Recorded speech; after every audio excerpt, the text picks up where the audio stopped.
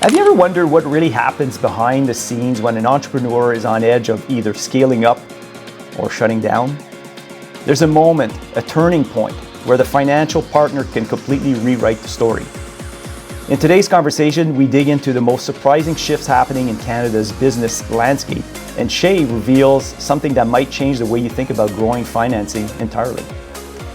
Why are so many owners missing this opportunity, and how can you make sure that you're not one of them? That's coming up next on the DORE Podcast.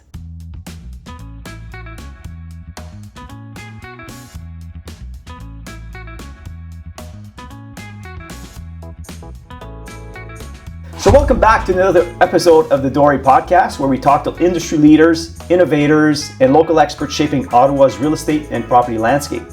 I'm your host, Dan Dore, and today we've got another fantastic guest joining us. So we're sitting down with Shay Faisal from the Business Development Bank of Canada, also known as the BDC, an organization focused entirely on supporting Canadian entrepreneurs with financing, advisory services, and long-term growth solutions. So Shay brings experience working directly with business owners who are navigating expansion, investment decisions, commercial real estate, and the rapidly evolving financing market in Canada. So Shay, welcome to the DORE Podcast. Thanks, Dan. I appreciate you having me. Yeah, and I know you need to put a disclaimer before we go in, so I'll let you do your disclaimer, and then we'll get right into it. Thank you so much. And for those listening, just a small, brief disclaimer.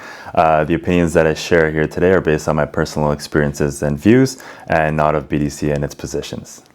Sounds good. Awesome. Now we get started. Now we get going. Get started, right? So commercial real estate financing. Obviously, I was saying before the podcast. I've been in business. I own properties. I've done property management. I own my own, real estate portfolio. I do commercial real estate, but I've never used the BDC. So as I said, I'm really looking forward to seeing how that differs from my experience in dealing with lending institutions. So, for sure. BDC is, from what we can see, is known for supporting entrepreneurs beyond the traditional banking model. And from your perspective, what types of commercial real estate projects or expansions are business owners coming to BDC for most today? So there's numerous projects we're seeing on the go right now. So, a few of them would be owner-occupied purchases. So when a business that's operating, a manufacturing plant or, garage shop or so on, it's a business that's, growing and looking to scale. A lot of business owners that have been renting for maybe 10, 15 years are looking to take the next step and build equity in the place that they work, in the place that their business functions. They're coming to us and saying, hey, we're looking to buy this building. We may not have access to this much down payment, or we're looking to preserve our working capital. So that's one aspect where BDC comes in, and BDC has a different perspective when it comes to those owner-occupied purchases. If the business is able to preserve that working capital and keep it in its operations, use it to buy raw products or buy inventory or scale the business, they can have, for an example, let's say it's $1 million purchase. Instead of having to put $300,000-$400,000 down towards $1 million purchase, they only put down $100,000 or $150,000. The rest of it can stay in the business, and you can, that with the inventory turning, with so on, the business can use that amount, that working capital in the business, to then multiply that amount maybe 1, 2, 3 times over the span of the year, rather than holding it in that real estate and getting a return maybe over 5 to 10 years of that same amount. Okay. So one way would be, again, the owner-occupied purchases. And the second item would be investment properties. So that's where BDC also specializes in, is in that aspect.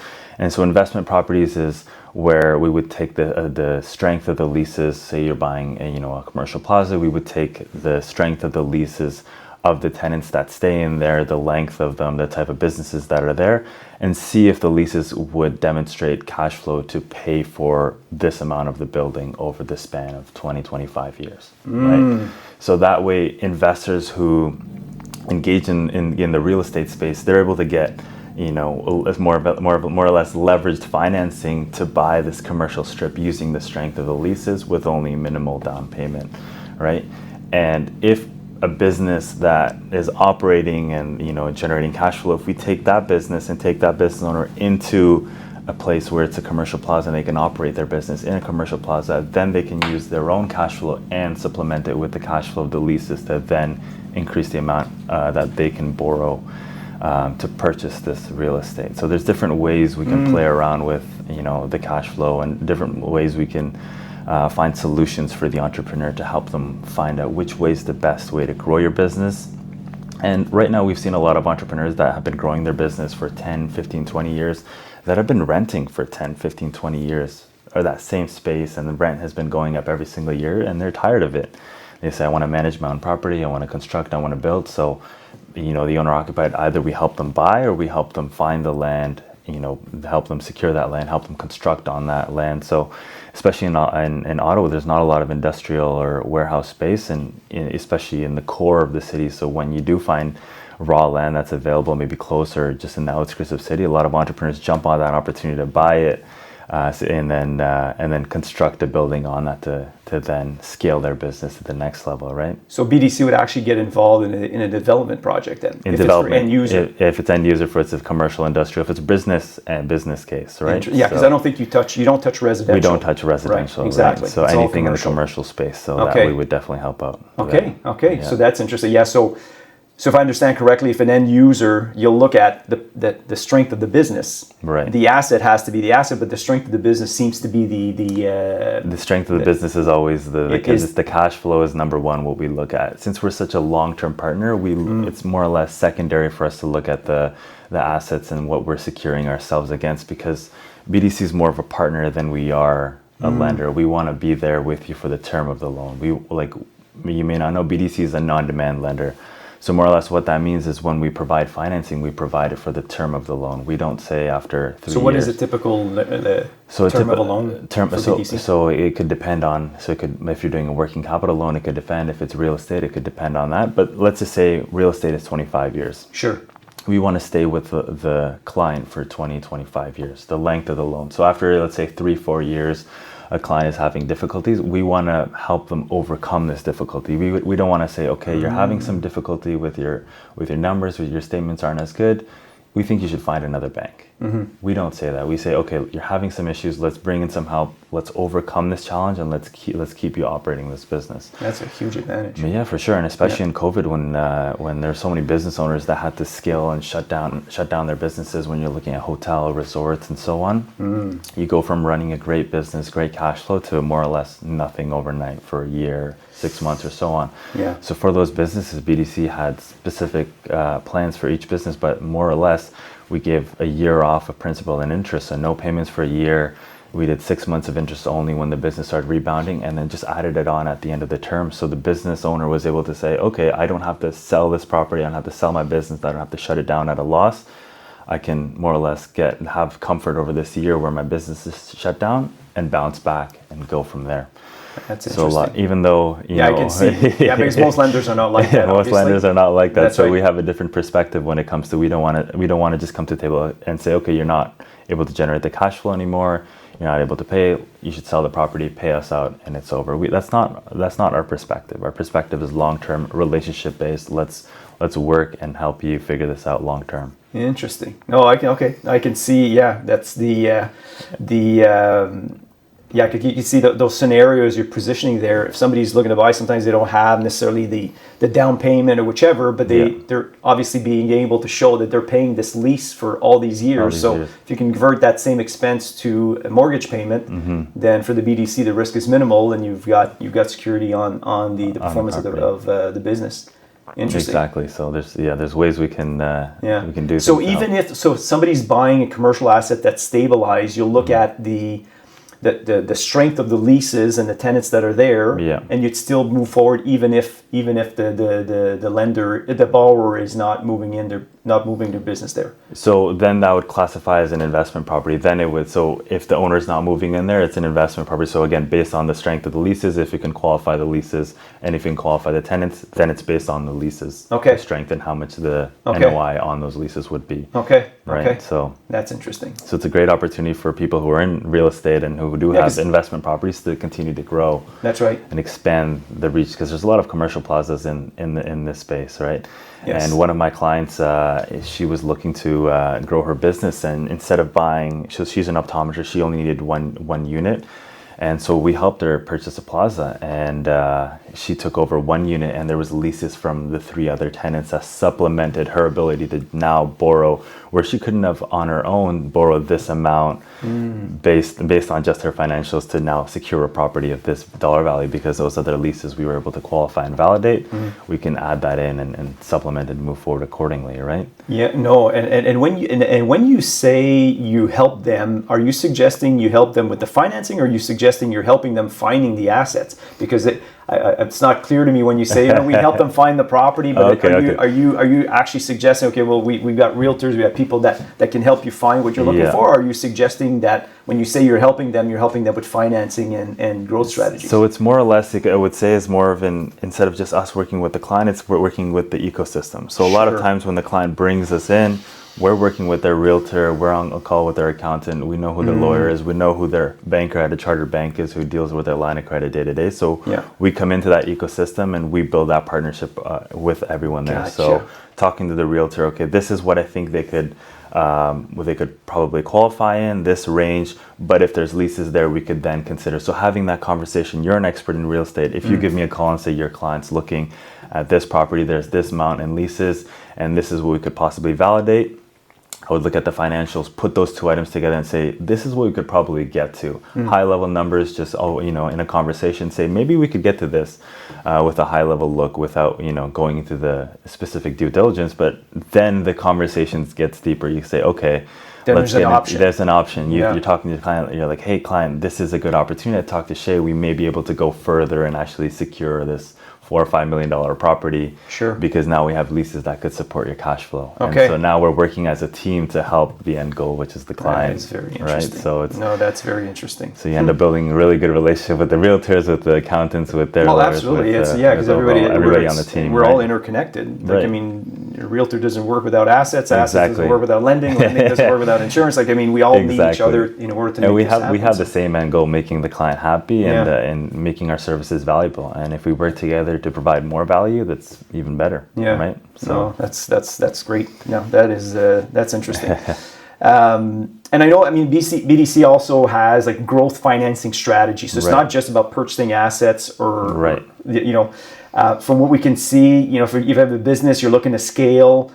BDC seems to be the right partner for doing that. Right. So what key factors do you look at when somebody says, they're looking to scale? What are those factors you look at to entertain assisting? And there's a few big things that we take a look at. I'd say one big thing would be having a plan in place. When a business owner comes to us and says, I'm looking to borrow $2 million, just because it would raise a red flag, right? Sure. So we want to know why you want $1 million, $2 million.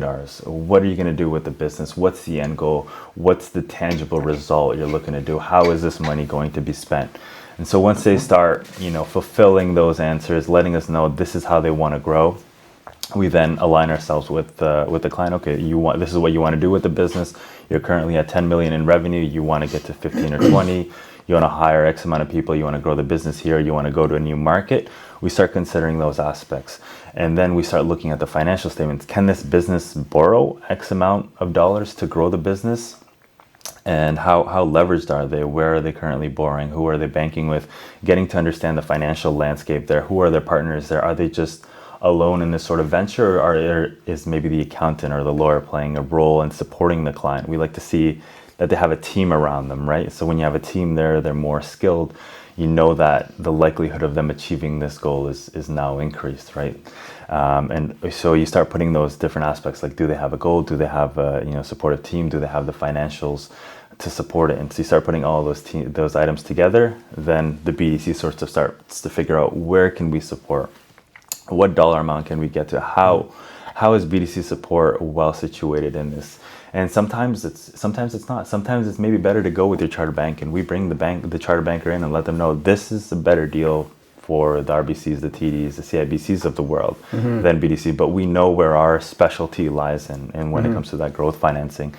When it comes to my team on the financial services, we do the growth financing to an extent, but then BDC has another arm, or growth and capital arm, and they specifically do the growth financing with when it comes to more or less untangible, like security. When it comes to lack of security, or when you're growing the business and you need access to $4 or $5 million unsecured, that team comes in. Or when you're transitioning, or you need a leverage management buyout, things like that, that team manages it fairly well. So we have a great team in Ottawa, very experienced, that does that.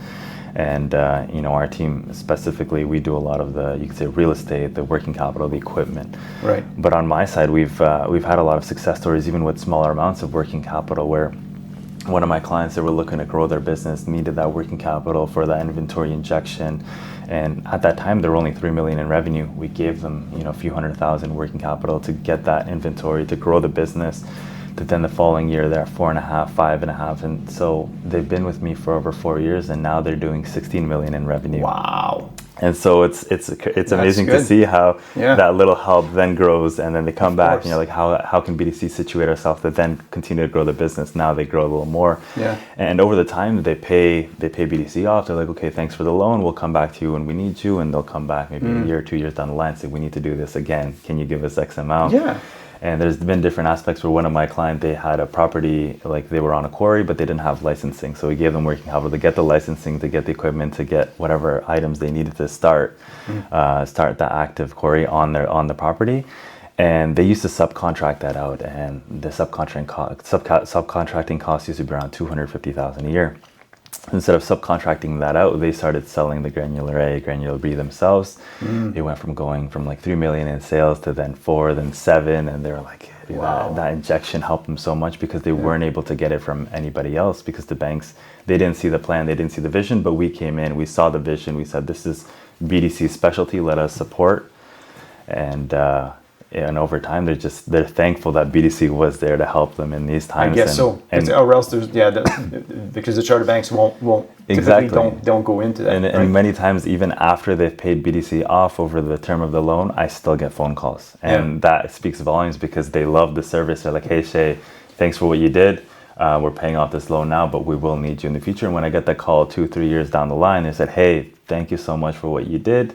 Can you do it again? Can you do this? Or I'm looking to buy another business, or I'm looking to buy another property. What can you do for me? So I'm always the first phone call when you build that relationship to that point. Well, especially if you played a role in making that happen, I can see why they'd reach back out to you. Oh, for sure. And you feel good too as a banker. Even as a person, you're like, I helped this business grow. You feel good, or you help them build. And you can see the results, the tangible results. See the results, and that you played a very specific role, because let's not kid ourselves, without the working capital, in a lot of cases, you can't take advantage of those opportunities. Exactly. And you feel good, or you help the business build the building. Yeah. When I go drive by and I'm like, I helped finance that building, and you're like, I played a critical role. It feels good, right? Good for you. At the end of the day, it's the mission that.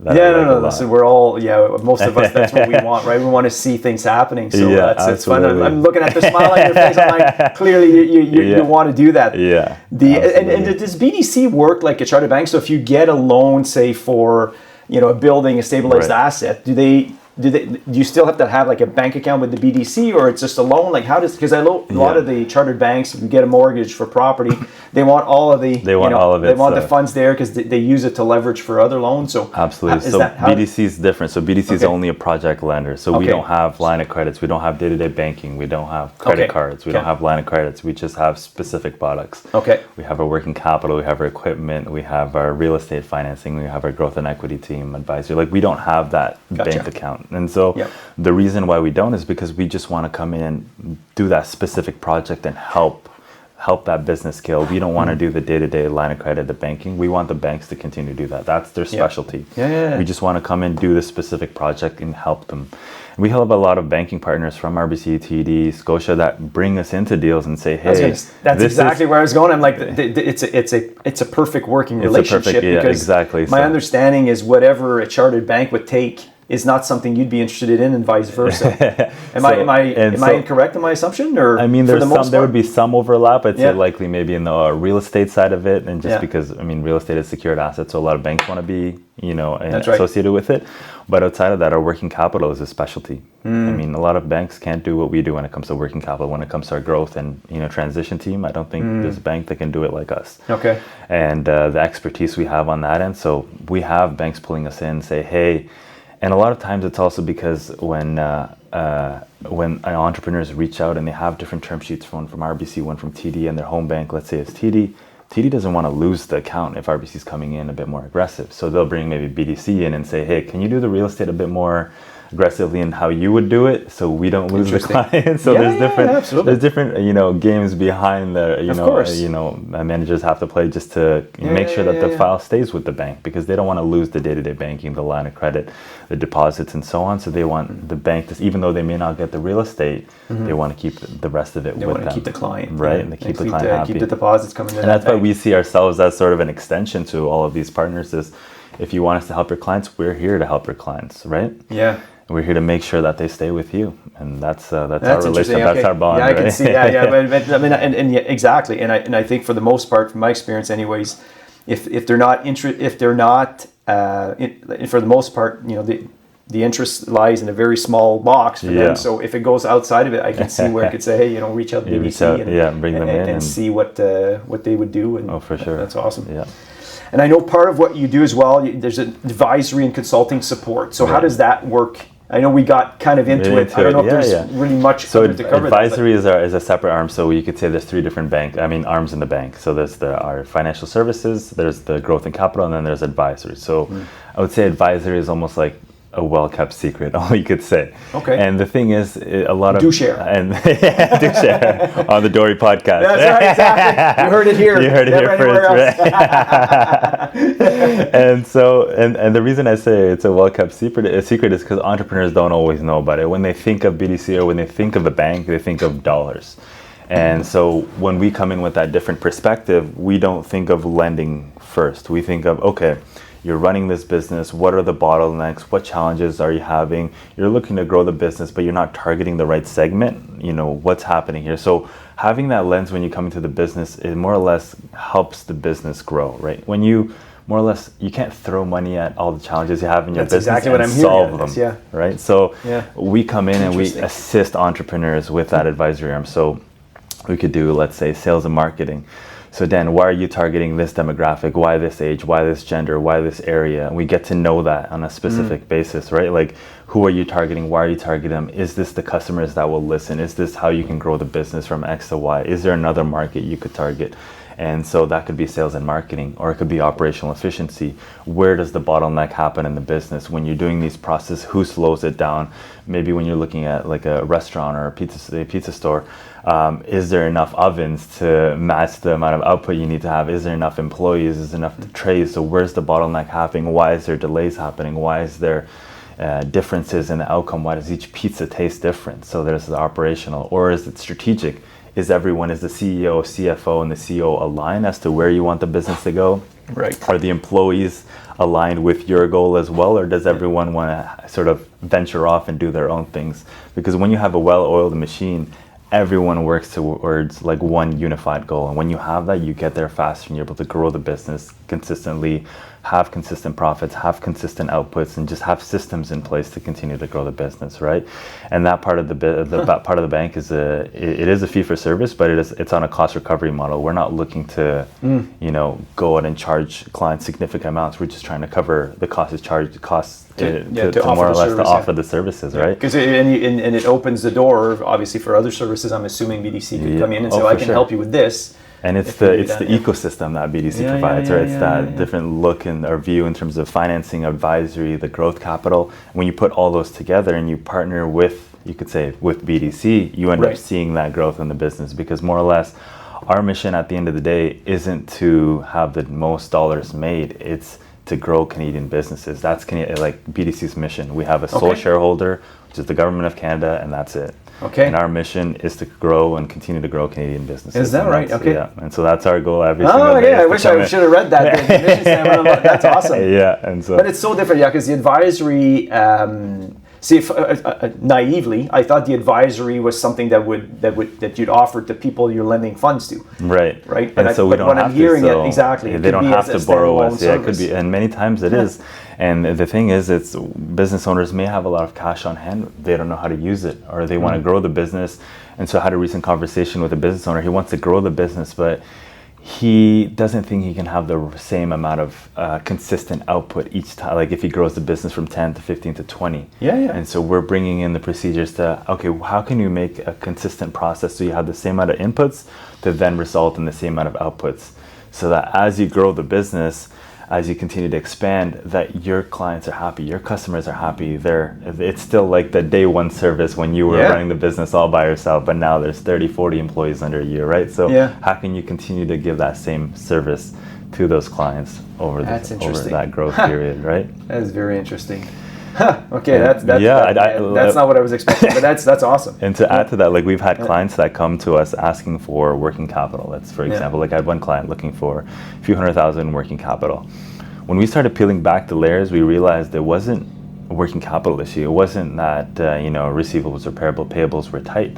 It was an issue with the amount of output, the consistency, and the waste the client was having. So when that conversation led into like a plant walk and we reviewed the plant layout, we realized it was a plant layout issue when an employee was moving from this side to that side to now back to point one.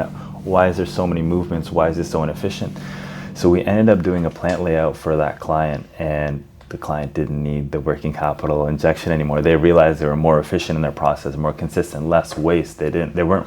So now you don't need access to additional funds. So the leverage of how leveraged the financial statements are and how much debt you need to take on reduces, and everyone's happy. Your accountant's happy, your banker's happy, your lawyer's happy, your fees are less. Government's happy, you're paying more taxes. Exactly. So at the end of the day, that's what it is. It's helping the business and making them more efficient, or having a great goal and getting them to that unified goal, right? Okay. No, that's awesome. That's really cool. That's awesome.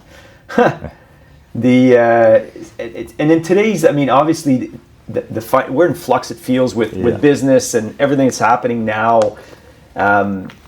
What do you see as the trends or challenges that we, like from a BDC standpoint, like because obviously with tariffs and the interest rate environment and the economy and all these things happening, like what opportunities or challenges are you seeing right now that There's definitely challenges in the market, and there is opportunities as well. So challenges, there's a lot of, you could say, slowdown in the market. Customers aren't looking to spend as much money, and that results in businesses don't want to spend as much money. So every business is sort of reviewing their budgets and reviewing their marketing and reviewing their spend. Do we really have to do these things to continue to be profitable with the reduction in sales, right?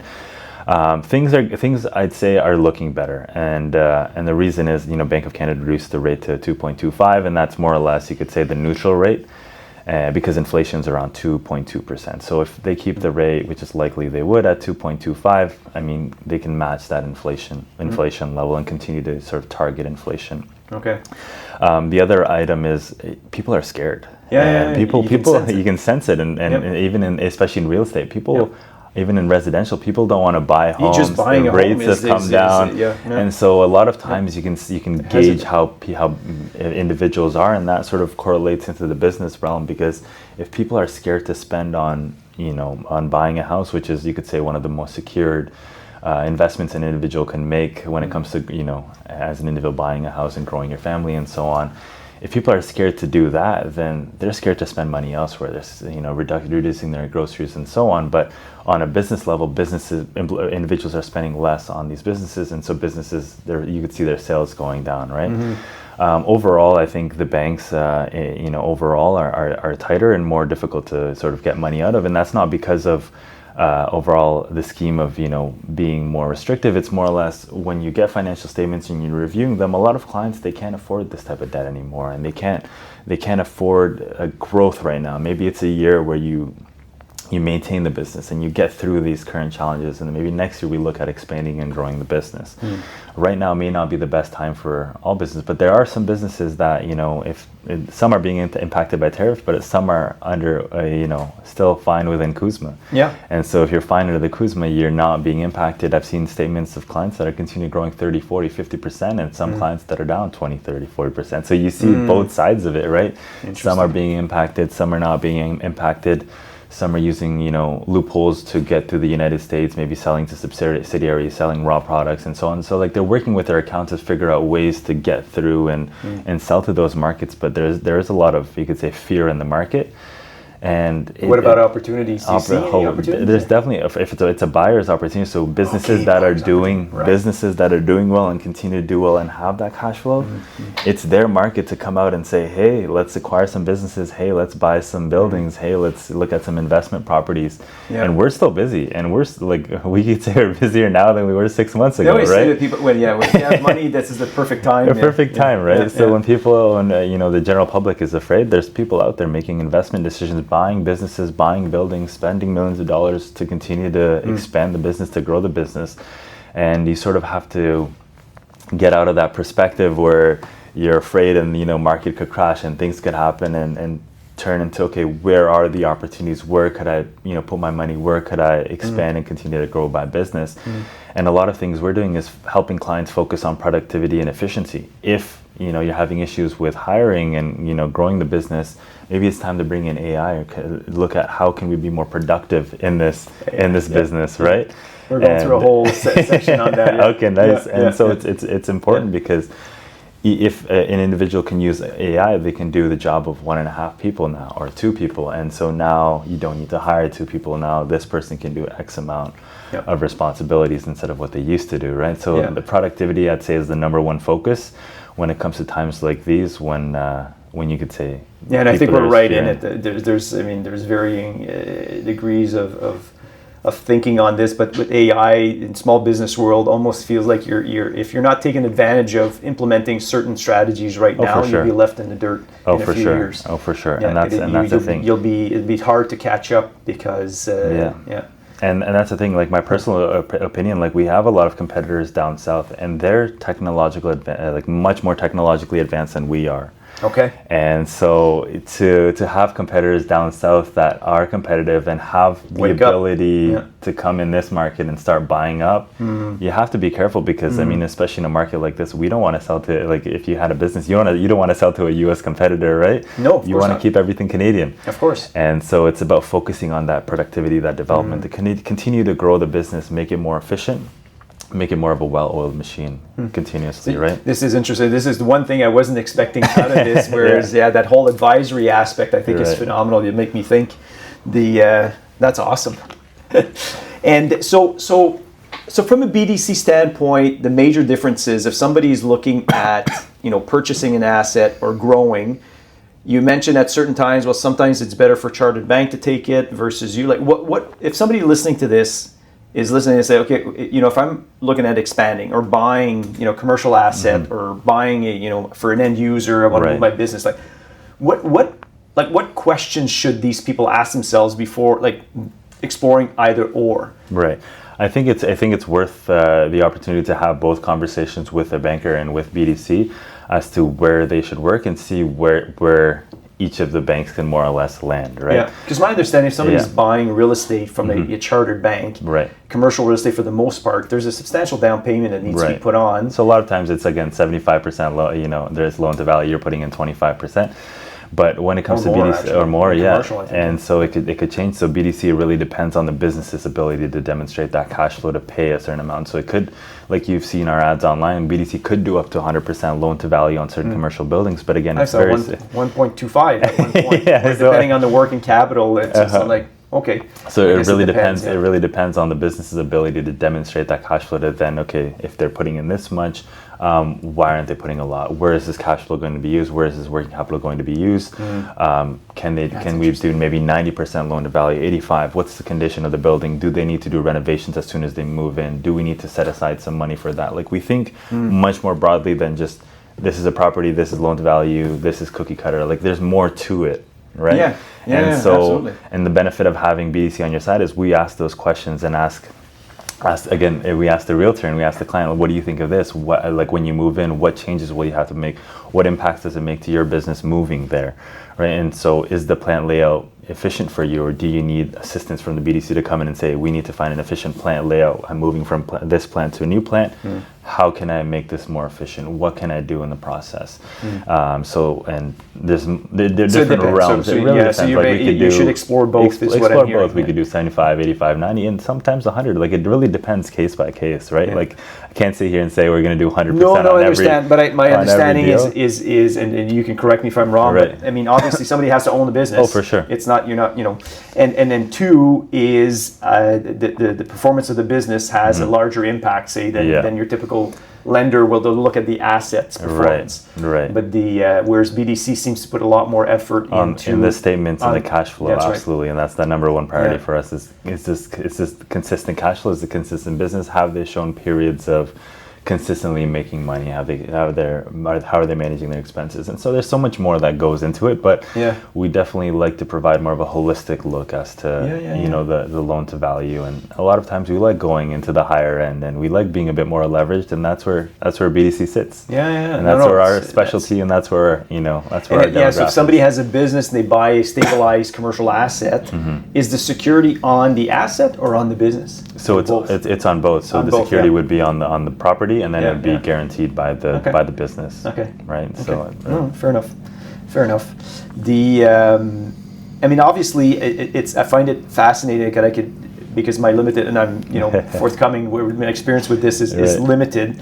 Do you have a client story you can share that without going into the exact specifics of how BDC actually helped them? I mean, you mentioned very quickly a few there, but one that you could highlight to say, this is what happened. These were the avenues, and next thing we got involved, and this is what the opportunities got created. Yeah, for sure. No, recently one of my clients, they owned a commercial property, and they were looking to refinance the commercial mortgage, take some equity out, and continue to sort of expand their personal portfolio. So take money out of the commercial and put it towards more or less an expansion. So you could say real estate or it could be more commercial real estate, personal. But in this situation, he wanted to spend it on more residential real estate, which BDC doesn't take a part of. So what we did is we took a charge on the commercial property. We did a refinance and equity takeout of up to 90% loan to value. His mortgage was only 50%. So 50%, so we refinanced the current lender and gave him additional 40%. Then take that cash out, use it on your personal investment. But he had that business that demonstrated that consistent cash flow to demonstrate to pay the 90% loan to value loan on that property, right? And the property was new enough, it was recently built, and had certain criteria where we could say, okay, the lifespan of this property could be another 50 years. So if you put a mortgage on it for 25, we should be in a well positioned in case anything happens, right? So there's certain things we took a look at, but we were able to then give this individual access to additional working capital that he could use towards growing his personal portfolio, building his retirement portfolio, buying investment properties, and sort of expanding his reach there. Okay. Because his whole focus was this business. Because you didn't dictate where those funds were being used. Exactly, since we did. Because if you're obviously using it to fund his personal retirement account, you're not worried about where the funds are going. You're actually just looking at we looked at that. That's the specialty of our equity takeout. We don't want to be more or less associated with the money that's going out. We just don't want it to go into maybe illegal situations or things like that, or where we don't want to be a part of. But if it's high level, if we know where it's going to be spent, we know the business plan behind it, and we're comfortable with that. We're fine with doing an equity takeout against that real estate, against that property, that for them to then start to continue to. Because for business owners, a lot of times the business is their baby. That's all they focus on. That's all they're working on. And over the span of 20 years, you realize, I didn't really grow anything else. Like, this is the only thing I have. I want to more or less diversify, so my kids have more of a diversified sort of portfolio when we retire and you pass on those funds to them. He wants to pass on the business and pass on other real estate holdings to the family. Right, so there's so many different ways we help. Like there's that side, there's the business growth side. There's so many different stories that we have with entrepreneurs. Even on the advisory side, like we've helped businesses sort of figure out who they're targeting, and then now they're growing their business, right? And so one of the advisors that we have on our end, he used to run his own business, and he took it from a startup where he just ran it himself to 4 locations and 99 employees. So that was amazing growth. But now he's an advisor for BDC. No way. So now he comes in and he gives advice to entrepreneurs that have retail and they sale, like they're looking to grow their sales, and he's giving them that advice like, hey. Who better to give advice than somebody who's done it? No, but it's true though. Exactly. Somebody's actually done it to be able to give advice. So it's fascinating. And so when we have our advisors that we're looking to support entrepreneurs, we have so many different individuals we could pick from that, you know, support the BDC in these advisory projects and say, okay, this would be the best person to help you, or maybe this guy, or maybe this guy, like, or this lady. Like, we have a team that we can that you can choose from depending on what the need is. Right. And so there's you could say more or less a copy and paste of me. So I would be on the financing side. We have a client partner on the advisory team that would help the client figure out, okay, this is the person you should work with, or this individual. Put the team together, and then go continue to assist the client with those goals. Right? Yeah, that's awesome. That is awesome. And I feel like I could talk to you for another hour, but I'm here. I have to respect your time. I'm like, the questions are just come popping up, but I'll ask them after. And one of the things we always like to do when we have these podcasts, we always ask, you know, who are the influencers? Who do you share? You know, who do you follow online? And you mentioned Jay Shetty as an influence, and I think that's great. I was just mentioning I haven't listened to his podcast in a while, but so what attracts you to Jay's content online? There's a few big things about Jay, like when you're in the conversation with him, you're like as a viewer, when I'm watching his podcast, he makes the individual with him feel very comfortable, and the type of responses he's giving to the individuals, it makes him feel comfortable. It allows him to share more. He has these subtle cues. He knows how he's doing the conversation on that podcast so well. Similar to you, you're doing a great job. Similar to Jay Shetty. And so he does a great job. He's very attentive. He's very attentive, and he knows. He gets absorbed and he cares. And another big thing is he mentions this topic about intentionality. And intentionality is important because when you have an intention to pursue something, or to do something, or to acquire something, and you do it with intention behind it, and whether that's to grow the business and you do it with intention, you have a team supporting you, have people supporting, the likelihood of you accomplishing that goal increases substantially. And so I like to use that intentionality with anything that I do. Am I doing this with intention? What's the purpose behind it? How can this help me? How can I help them? Like, what can I do? And especially in business, I think that's important, because for business owners and for people who help business owners, we don't have a lot of time on our hands. There's so many individuals we're helping. There's so many things we're doing. We're always on the go. We need to be very intentful with how we pursue and how we go through our days, and very specific on how we can help and how we can provide that value, right? And I think Jay does a really good job of explaining that and sharing that. That's a really good thing I like about Jay, and I continue to watch his podcast. No, it's good. The intentionality in everything we do. I think that's if everybody could realize that. I think most people don't, but when you realize that, when you have the right intentions and you just keep putting action behind it, at some point, you stick to it long enough. 100%. And you're not running on autopilot. You're not just doing the things as a zombie. You're there intentfully. You're listening. You care about the individual sitting across from the table. You're like, how can I help you? How can I provide this service? And you do it with that feeling and that support within inside of you, you do more, and the client feels it, and they feel supported and well situated. So I get this. I don't know you a lot, but obviously I can sense that somebody who's dealing with you would get that from you. So kudos to you. Thank you so much, Dan. I appreciate that. No, that's awesome. That's awesome. Yeah. So, Shay, thank you for joining me today. This is a fun chat. Thank like you I said, I feel like I could go on, but Michael slapped me if I continue. So. Oh, that's good. Thank you so much for having me. It's a pleasure to be here, and I've watched your podcast. They're great. Lots of informative information. Thank you. And very great individuals you have on the podcast. Yeah, no, when we look forward, I mean, we always look to have conversations with people who are making a difference, people who are involved, and this isn't about just random views or anything like that. Exactly. It's genuinely talking to people who we're in real estate for the most part. And anybody that's in Ottawa that deals in the core real estate, whether you're servicing, you own, you invest, you develop, whatever it is. Right. We like to have those conversations. We all benefit. We're in an ecosystem where we can all win from doing that, right? So it's a small ecosystem. We got to help each other. Exactly. Right? And so for anybody that's looking to reach out to you, like, what's the best way to reach out to you? It'd be my email. Okay. So it's Shay.Faisal, so first name dot last name at bdc.ca. So feel free to reach out. So Mike, you put that in the thank you so much. And they can reach out over email, and we can connect, and I look forward to helping them out or directing them in the right space possible. Whichever team can help them out best, feel free to reach out. No, that's great. So to all the listeners, thank you for tuning in to another episode of the DORE Podcast. So don't forget to subscribe and turn on your notifications so you never miss a good conversation. I'm Dan Dore, and see you on the next podcast.